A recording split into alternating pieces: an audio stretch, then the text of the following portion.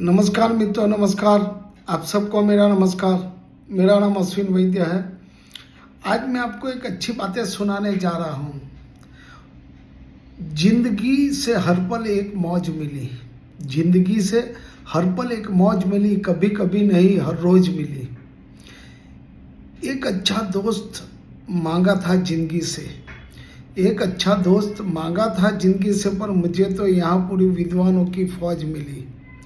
पर मुझे तो यहाँ पूरी विद्वानों की फौज मिली। हमारा ग्रुप कोई वॉशिंग पाउडर नहीं है।